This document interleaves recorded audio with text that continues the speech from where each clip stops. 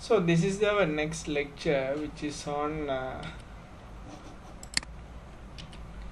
analysis of 2D plane stresses, and I'll attach a lecture note with the details prepared by Dr. Somaradna. So this slide also prepared by Dr. Somaradna.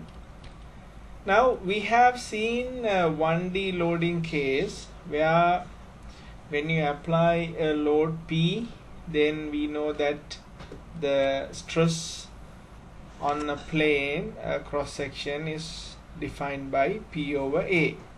You are very familiar to this. Now what happens if you were asked to find stress on an inclined plane? Say if you can see the one shown in the picture. So here we take an inclined plane, and when you take an inclined plane you can have these two type of forces. One is the stresses perpendicular to the plane that sums up to a force Fn, then stresses parallel to the plane sums up to the force Fs.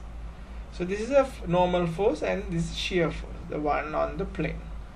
So if we are interested in finding this stress in an inclined plane, now you can see this. If this is in equilibrium, then we know that the normal stress sigma is Fn over A dash. So the A dash is the area of this inclined plane. So that is A over cos theta. So Fn is, say if you consider the force, if you take, if this angle is theta, so this is theta, Fn cos theta, and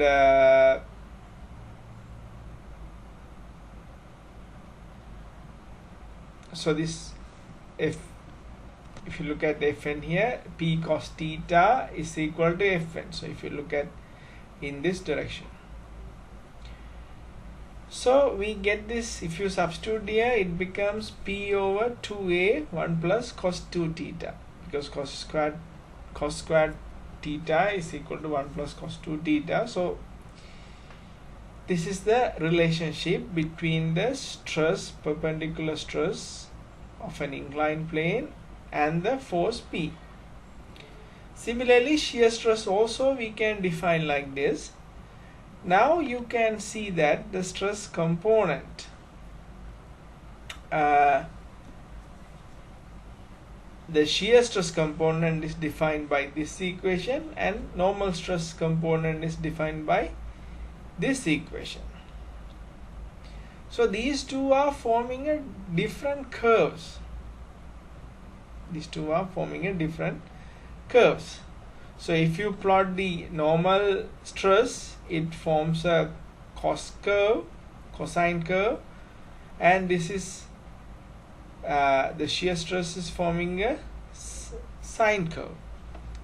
So the stress will be varying between the angle 0, I mean the theta 0 to 90 in this format.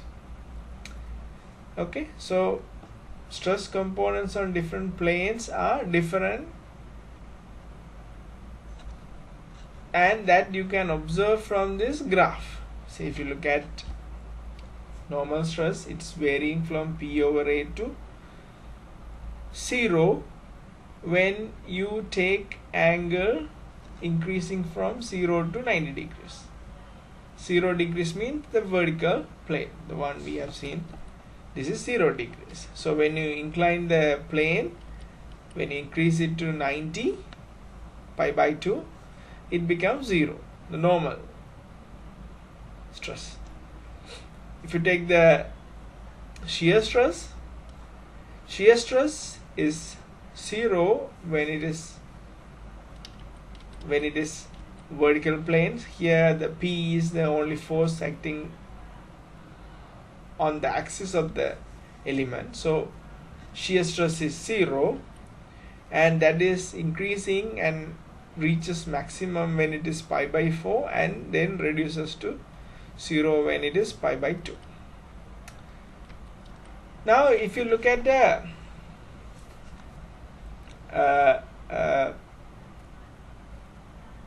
a cylinder, a hollow cylinder, so we have seen this torque and axial force can be acting on it, torque can be acting on it on a cylinder. So if you cut a section from the cylinder like that and you have stresses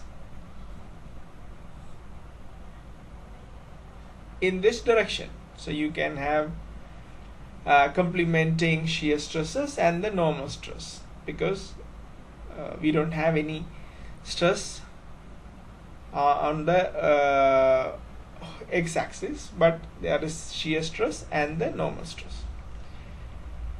So this is the stress arrangement.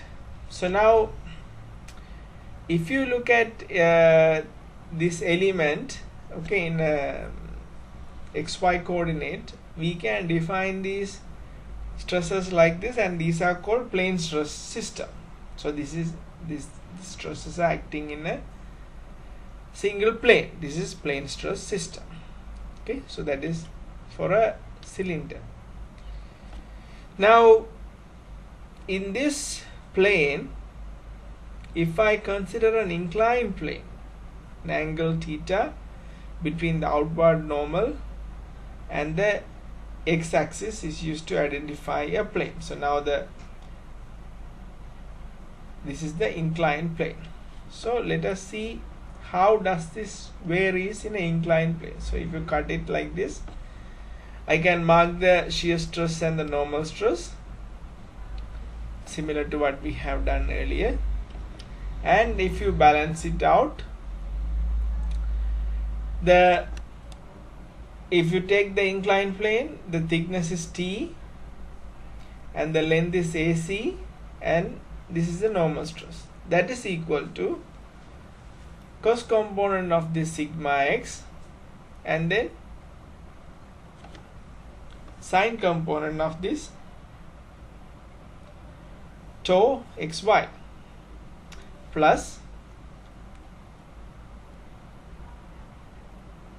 so here T into AB, so this is T, thickness T, AB is the length, so sigma x has a so if you take in this direction, so you have two components in this direction from these two xy, and you have two components from these two, so that is balancing sigma.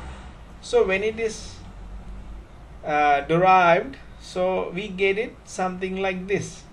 Okay, sigma is equal to sigma x cos square theta plus sigma y sin square theta plus 2 sigma xy cos sin theta, cos theta into sin theta. So similarly, if you take the shear stress, you can derive a formula like that: sigma x minus sigma y cos theta sin theta minus tau xy cos square theta minus sin square theta. So this is the transformed stress equation of normal stress and the shear stress in an inclined plane. So this theta is the angle it makes with the vertical axis, the plane. Okay, so this is the theta, the angle it makes with the vertical axis. So if you look at this equation, so sigma x cos square theta plus sigma y sin square theta. So cos square theta can be defined as 1 plus cos 2 theta over 2, and sin square theta can be defined as 1 minus cos 2 theta over 2. So we can rearrange the equation like this: sigma is equal to 1 over 2 sigma x plus sigma y plus half sigma x minus sigma y cos theta, cos 2 theta plus tau xy sin 2 theta. So these are a different form of expressing the normal stress and the shear stress in an inclined plane. Okay, so what do we do here is we transform this normal stress and the shear stress in the form of sigma x, sigma y and tau xy. That is, we are very comfortable with. So if you look at this example, so figure 7 shows a 2D stress element and an inclined plane at a point in a stressed material. So what are the values of stress component sigma x, sigma y and tau y? Now this element is, the element shown here is in an inclined plane. Okay, so we need to find the major stresses in the xy axis. Then the second part, determine the values of normal stress and shear stress on the inclined plane. So if you take this inclined plane, what is the normal stress and shear stress? So if you look at this one, so this is making 30 degrees and the stresses are marked here. Okay, so this is how we define the stresses. So stresses are marked here. So sigma y is marked upward and sigma x marked positive x-axis. So now here this is in the opposite direction, and if you look at the tau xy, it is also in the opposite direction. So sigma x is -6, tau sigma y is 2 and sigma xy is -3. So that is the value you can obtain from this stress plane. Okay, so what are the values of the stress components? That is, from this definition we have obtained those values. Now we need to look at the inclined plane, that 30-degree plane. We need to get the normal stress and the shear stress. One way of doing that is, we already have this equation developed. We can substitute this value. You might remember that the inclined plane we took from the vertical axis. So if this is 30 degrees from horizontal axis, it is vertical axis 60 degrees. So if I substitute the value here, I'll get 2.6 megapascal. And shear stress minus 4.96 megapascal. So these are the stresses acting on an inclined plane. From the stresses marked on a normal xy plane, we have derived the stresses on an inclined plane.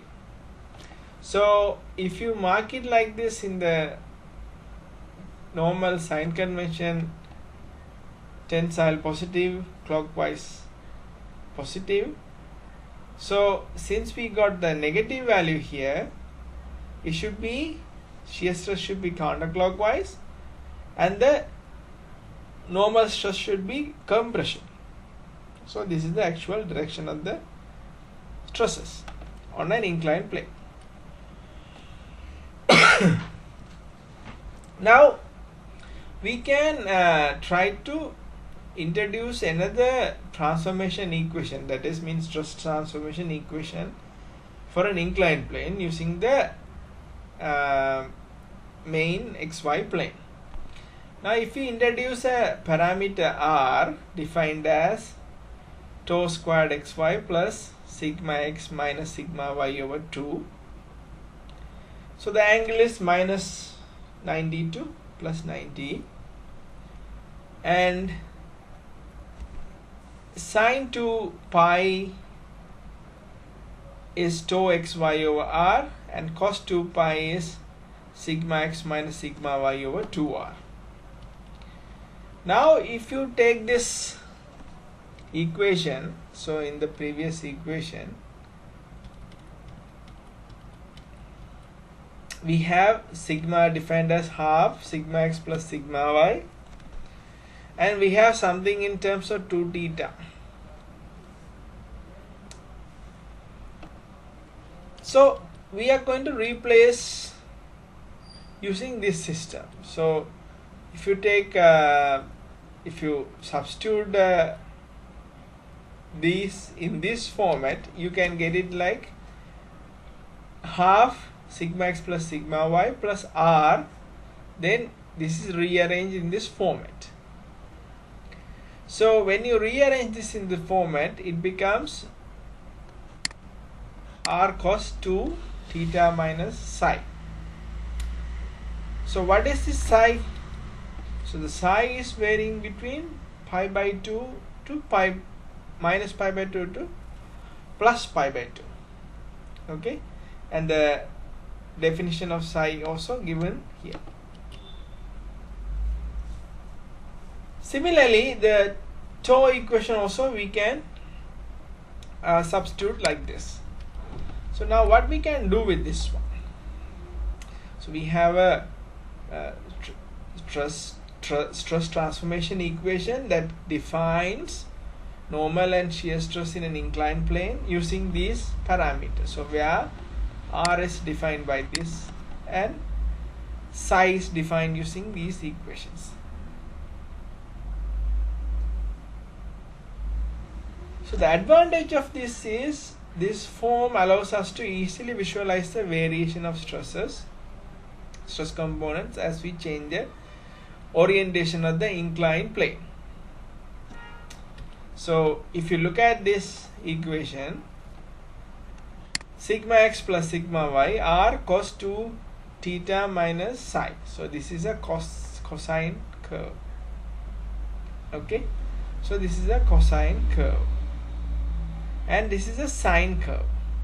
So compared to this, where we have an equation but it is in cos theta and cos and sine, this is also sine and cos, we are just confining it to one into a cosine curve, other one into a sine curve. So we can visualize how the stress is varying between 0 to pi angle. Okay, so that helps us to visualize. Now when theta is equal to psi, then when theta is equal to psi, this becomes 0. Okay, so that is where this point theta is equal to psi, where you get the maximum normal stress and minimum shear stress. When theta is equal to psi plus pi by 2, you get the minimum normal stress and 0 shear stress. Okay, so maximum is when theta is equal to psi, and minimum is when theta is equal to psi plus pi by 2, and both cases shear stress is 0. So we can call these stresses as principal stresses. So the principal stresses sigma 1 is defined using this equation, that is a maximum value, another one is a minimum value for the normal stress. So this is the planes on which principal stresses act are called principal planes. These will be two different planes, right? So one is in theta is equal to psi, other one is equal to theta is equal to psi plus pi by 2, so in 90 degrees. So where the maximum normal stress and the minimum normal stress occurs, and those planes are called principal planes where principal stresses are acting. The directions of the principal stresses are called the principal directions. They are same as the directions of the normals to the principal planes. So principal direction 1 is theta is equal to psi. Principal direction 2 is theta is equal to pi by 2 plus psi. That's where you get the two minimum and maximum stresses occurring. Shear stress is 0 on the principal planes. So from this interpretation, from this transformation, we got this curve that indicate the variation of the stresses, normal and the shear stresses. So here there are two maximum and minimum values. So this is a maximum value, this is a minimum value. So maximum value is occurring when theta is equal to psi, minimum value is occurring when theta is equal to psi plus pi by 2. And these two values are occurring at principal planes because these are two principal stresses.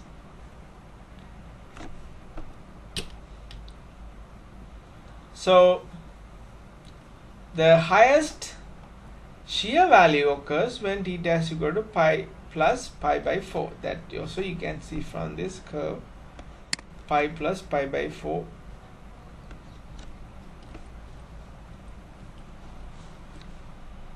So the principal directions are mutually perpendicular. We know that because one is at psi, other one is in psi plus pi by 2. They can form an axis system called the principal axis.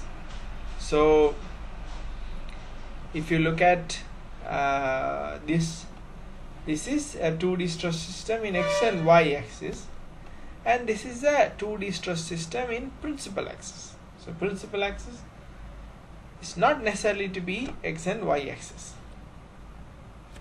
Now if you take this example and if you are asked to find the principal stresses and corresponding principal directions, using that equation we can find. So if you calculate R, then it's a matter of substituting in that equation.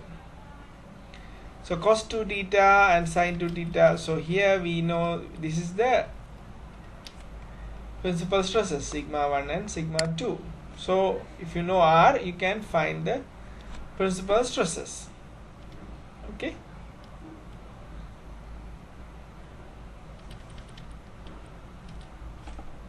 So the principal stress 1 is half sigma x plus sigma y plus R. So you have to substitute correctly. That is tension positive, clockwise, shear positive. So sigma 1 becomes 3 and the principal direction psi for that corresponding value is theta 1. So how to find psi? So here cos 2 psi we can find using the equation we define. Okay, so cos 2 psi and sin 2 psi. So using these values we can find these two. So cos 2 psi and sin 2 psi can be obtained. So both are negative.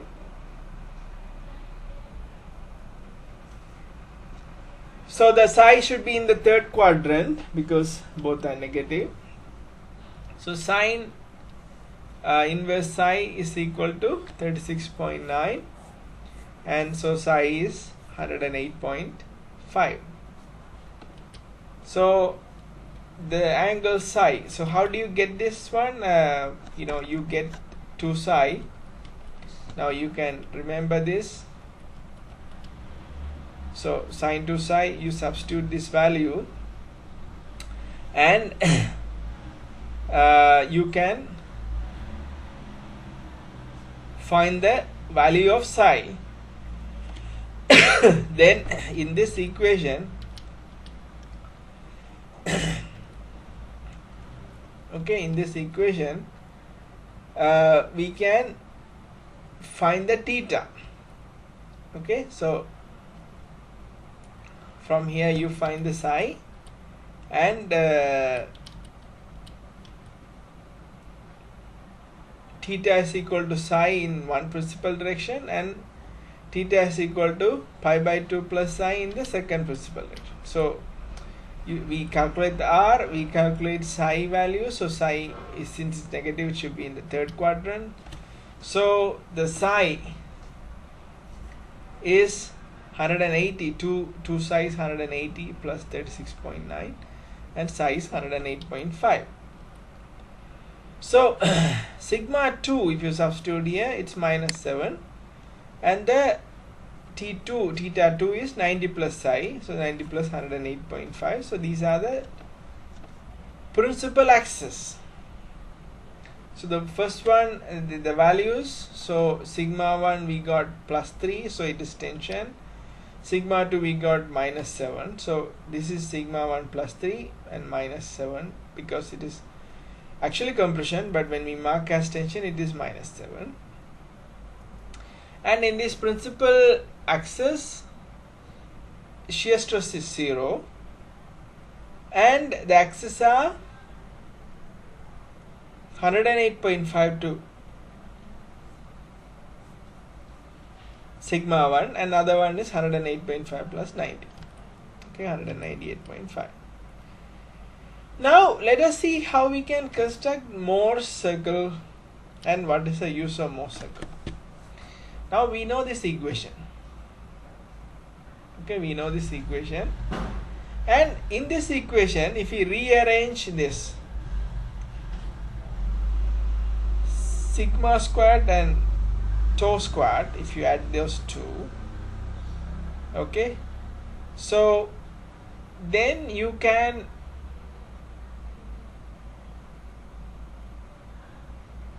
form something like this. So say if you look at tau squared is equal to r squared sine squared 2 theta minus psi. So if you substitute, now if you look at this one, sigma minus half sigma x plus sigma y to the power squared is r squared cos squared 2 theta minus psi. So sine squared 2 theta minus psi plus cos squared 2 theta plus 2 theta minus psi is equal to 1. So if you add tau squared plus sigma minus half sigma x sigma y to the power squared, then you will get r squared because the other component will become 1. So if you look at this format, so this shows that tau and sigma and tau must lie on a circle of radius r. So this looks like a equation for a circle. So that is x squared plus y squared is equal to c squared.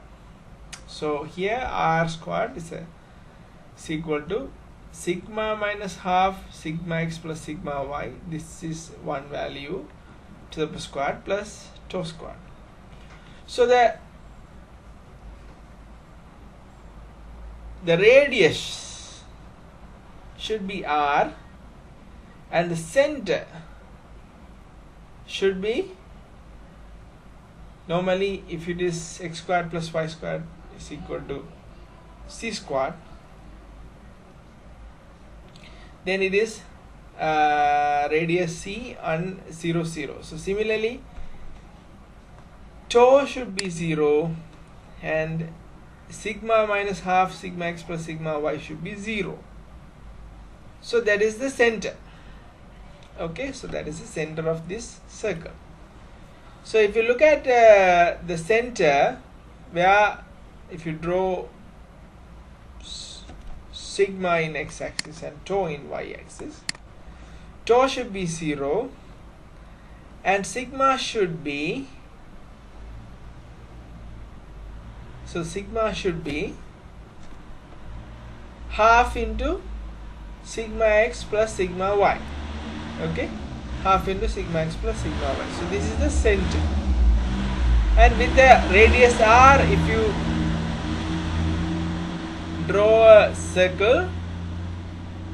That is the Morse circle for 2D stresses. Okay, so what do we do here is, using the equation we have for stresses in inclined plane, we construct a circle, and that circle has a center and a radius r. R is defined, we have already defined R.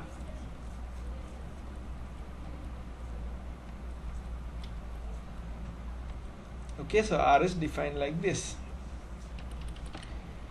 So now what is the advantage of the Morse circle? So plane stress, plane corresponding to theta is equal to 0. From equation sigma is equal to sigma x and tau is equal to minus tau xy.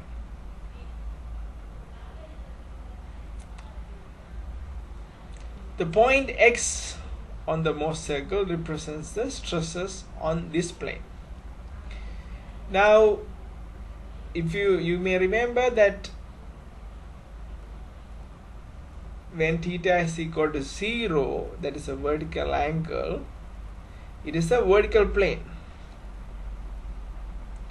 So in the vertical plane, we get two values. Okay, we get two values, vertical plane. When you consider a plane corresponding to theta is equal to pi by 2, that is horizontal plane in the xy axis,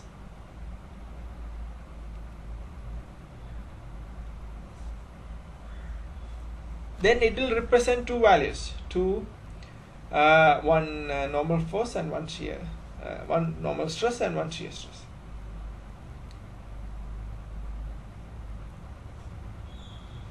So now, in order to construct this, so how do we construct this is, if you look at the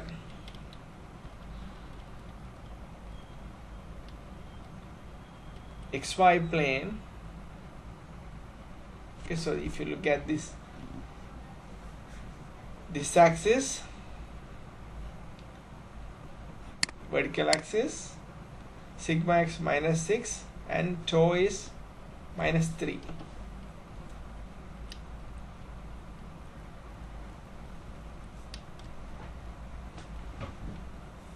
Now, what we have constructed here is the Morse circle using this equation, these two, and then rearranging these two. So we have this Morse circle. Now if we want to define the stresses, if theta is equal to 0, okay, so theta is equal to 0, then if you look at the very basic equation at the beginning, so we have defined sigma and tau like this. So sigma is, if you substitute theta 0, cos squared theta is 1 and this is 0, this is 0. So sigma is equal to sigma x. Tau sin theta 0, so here sin 0, cos squared theta 1, so tau is minus tau xy. So when theta is equal to 0,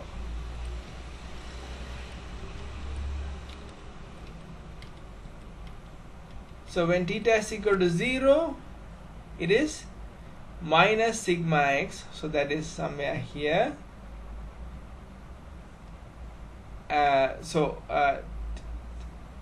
Sigma x and tau xy. Tau xy is negative. So this is the point where theta is 0. Theta is the angle it makes with the vertical axis. So this is the vertical plane, that is where this stress is. Similarly, in the same equation, if you substitute theta is equal to pi by 2, then you will get this value where sigma is equal to sigma y and tau is equal to tau xy. So this is the perpendicular y plane. So this is an x plane values, y plane values. Point C. So point C is a midpoint between x and y. Has the same coordinates as the center of the Morse circle. So hence xy is the diagonal of the Morse circle and C is the center. So therefore xy is the diagonal of the Morse circle and C is the center. So if you let the angle between Cx and sigma axis be alpha, so Cx, what is Cx? So this is Cx. So between Cx and sigma axis, so this is the sigma axis. So if that angle is alpha, consider sine alpha and cos alpha. They are same as sine 2 psi and cos 2 psi. Hence alpha is equal to 2 theta. So if this is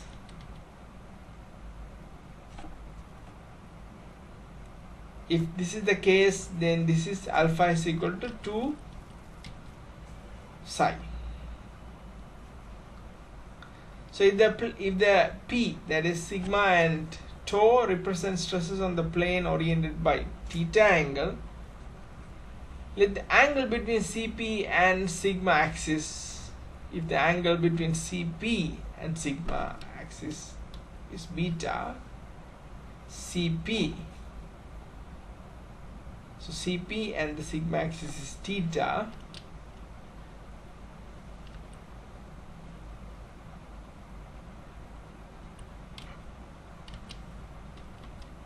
so angle between CP and sigma beta, then sigma is equal to sigma x plus sigma y by 2 plus r cos beta, and tau is r sin beta. So if you compare the equations for sigma and tau to see the values, you will find it like beta to be 2 theta minus psi. And the angle between Cx and Cp is equal to 2 theta. When you add these two, it will become 2 theta.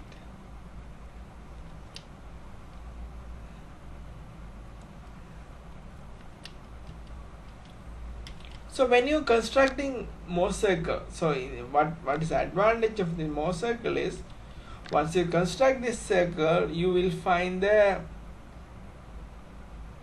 stresses acting on different planes, and you can find the principal planes. So to construct the Morse circle, you have to mark sigma on horizontal axis and tau on the vertical axis, and you have to mark points x and y. Connect x and y, so midpoint is C. Draw the circle with x and y as diagonal and C as center. Let us see an example, and then you will understand it better using Morse circle construction. So the same example, we have used the equation to find this, but what if we use Morse circle? So in the Morse circle, like we know these values, so 6 and 3, that is acting in the x-axis. So if you look at the actual value, it is minus 6 and minus 3. So x-axis value is minus 6 and clockwise positive plus 3. So this is the x-axis value. Y-axis value is plus 2 and minus 3. So plus 2 and minus 3. So if you connect these two, it will be the diagonal of the circle, and you can find the center C. And if you plot a curve using that center, then you will get this Morse circle. Now what we are interested in finding? We are interested in finding the principal stresses. And what is the principal plane? We'll see that. Okay, so X and Y is marked and C is marked. So C is the center. So we know that, this is similar to this concept. Okay, so this is similar to this concept. That is sigma 1 on this equation.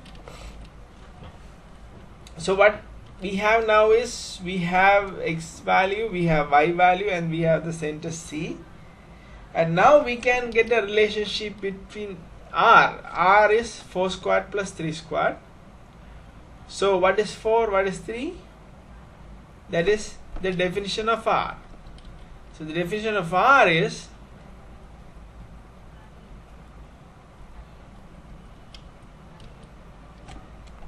tau xy squared plus sigma x minus sigma y over 2 squared.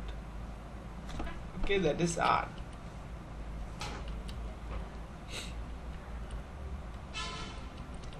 So if you substitute the values,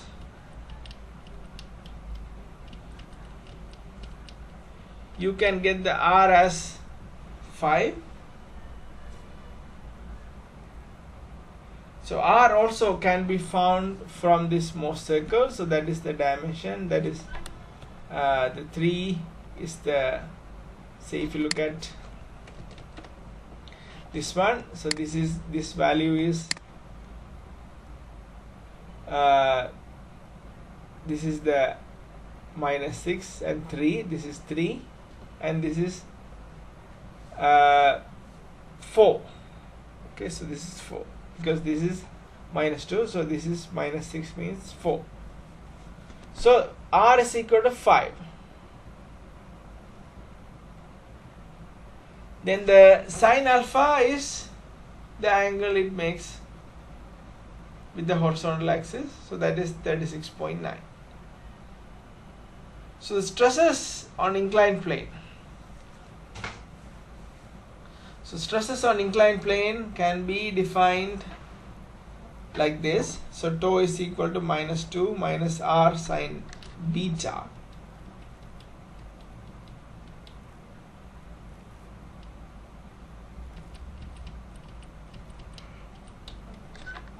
And the tau is equal to minus R cos beta. So if you substitute the values, then you will get the 2.6 as a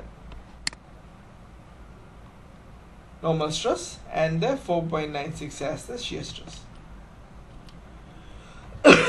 Now, in the same problem, if you want to find the principal stresses, so we can mark this X and Y and C, and then we can plot the curve.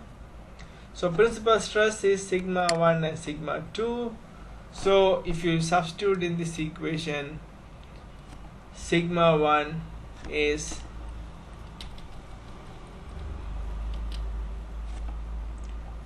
half sigma x plus sigma y plus R. So R is 5. Okay, so R is there. So minus 2 plus 5 and minus 2 minus 5, 3 and 7 are the principal stresses. Then the alpha, that the principal stresses making, it is, the alpha is 36.9. Then 2 psi, the psi is the angle, so 2 psi is 216.9, so psi is 108.5. So with the construction of this Morse circle, you can straight away find the stresses and the principal stresses. So using a axial stress, we can develop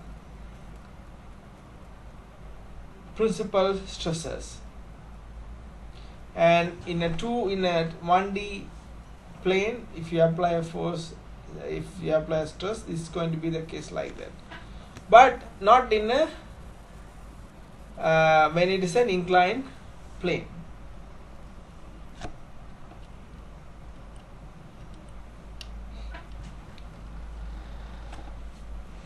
So if you look at this one here, in the special cases, here we have only shear stress, so that Morse circle will have a 0 value for shear stresses. So this is another special case where you have no normal force in the vertical axis but normal force in the horizontal axis. So these are some of the examples of special cases. So now if you look at this, in summary, what we have done is we have derived a relationship between stresses in an inclined surface and the stresses in XY axis. Then we transform the XY axis stresses to inclined plane, and in the inclined plane we have derived a value R, defined the parameters psi and R, and using that we have plotted the Morse circle. The advantage of Morse circle is using our plane stresses, say using our stresses given in the plane stress, we can find out the value R and we can easily get the principal stresses.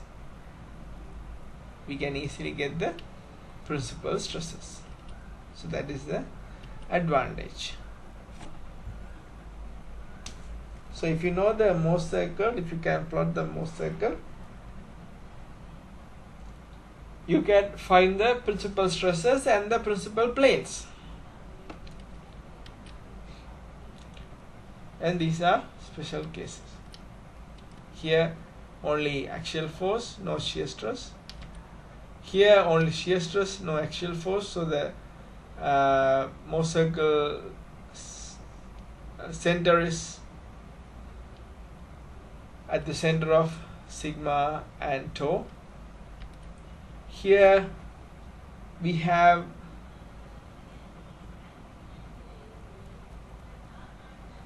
only shear stress and axial stress, normal force in one direction. So the principal stresses can be defined like this. So all we discuss here can be derived using these equations. So similar to the stress transformation, we can have strain transformation as well. Now let us see if you have a case like this. So you have an undeformed shape like this and the deformed shape like this due to a force. Okay, so then there is a strain. So strain is, so originally we have a length PQ, now after deformation it is P dash Q dash. So that the length difference is delta L and the strain is delta L over L.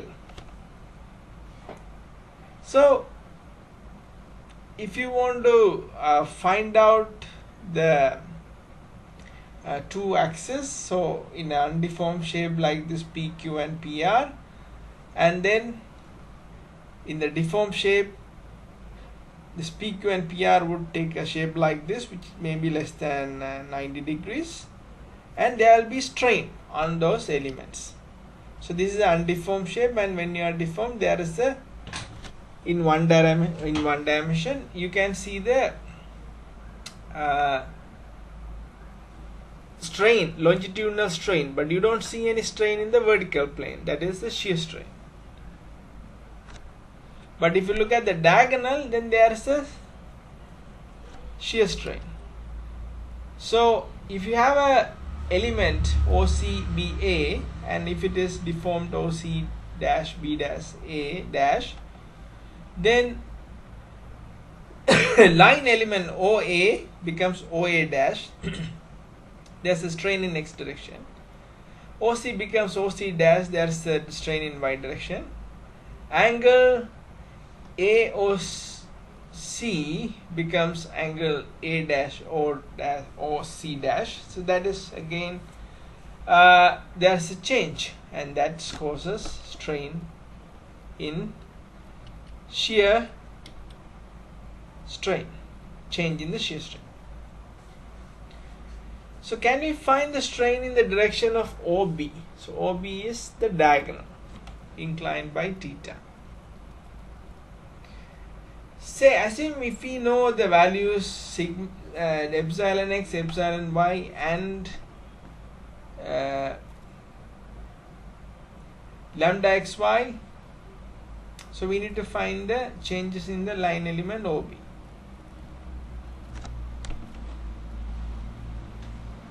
So if we look at one strain element at a time, so increase in length OB, and there is a rotation of OB as well. So what is the increase in length?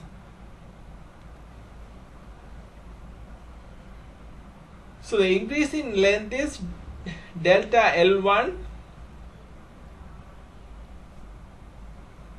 So this is the increase in length, delta L1. That is equal to BB dash cos theta. So this is BB dash cos theta. So what is BB dash is?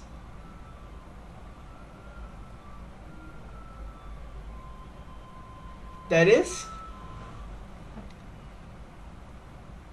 Lx into epsilon x.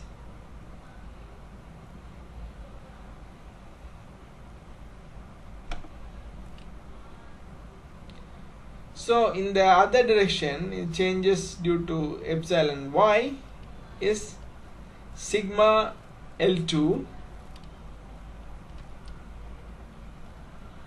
and that brings us to a change in the length del sigma L3, that is Ly lambda xy cos theta. So in this as we have seen, we can define this sigma L1 as BB cos theta. So BB is this, and cos theta is the angle theta here, and this BB dash can be defined as the elongation in the x-axis, that is epsilon into Lx. So that is delta L1. So delta theta 1, due to this length or increase in OB, there will be a rotation of OB, that is delta theta 1. So delta theta 1, this angle is defined as BB sin theta over L. So that is, if you substitute epsilon x into Lx for BB dash, this is the equation delta T1. So similarly, we can consider change due to epsilon y, that is a vertical axis, and then rotation, that is the sway, or if you push this element by an angle lambda xy, you can find this equation that defining the increase in length and the rotation as well. So if you combine these three, delta L1, L2, L3. That is a combined effect. So that gives us this equation if you substitute here. And Lx can be defined L cos theta and Ly can be defined as L sin theta. So if you substitute here, it is cos theta cos squared theta sin squared theta, and here cos theta sin theta. So that becomes the total elongation or the strain in length is epsilon x cos squared theta plus epsilon y sin squared theta lambda xy sin theta cos theta. And if you look at the rotations, so there is the rotation now. For example, due to this epsilon x, that is the x-axis elongation, there is a clockwise rotation. Due to y-axis elongation, there is a counterclockwise rotation. And due to shift or the shear, there is a clockwise rotation. So if you sum everything, it is delta theta 1 minus delta theta 2 plus delta theta 3. And if you substitute these values we have had there, we get delta theta, that's a change in the angle, as this equation. So if you consider the original axis xy and the new axis x bar y bar produced by rotating xy by counterclockwise angle theta, so we can use previous results to deduce the strains associated with the new coordinate system. Now we had this epsilon x, epsilon as epsilon x cos squared theta, epsilon y sin squared theta, and lambda xy sin theta cos theta. So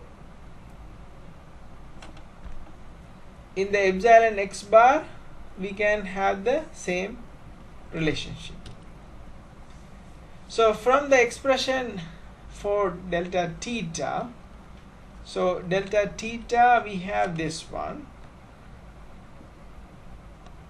and the same delta theta x1 will be having the same one. And for y direction, y bar direction, it is in 90 degrees. So delta theta y bar is minus epsilon x minus epsilon y. So there's a negative sign in front of this. So due to this lambda x bar y bar, the difference between these two can be defined as lambda x bar y bar, and that is derived from this equation. So now if you consider the x bar direction, now we remember that we have this equation already, right? Stress transformation on an inclined plane. If you do the strain transformation on an inclined plane, and that will be similar to this. So here epsilon is defined as this. So this is corresponding to normal forces. So epsilon is for normal forces and the lambda is for shear stresses.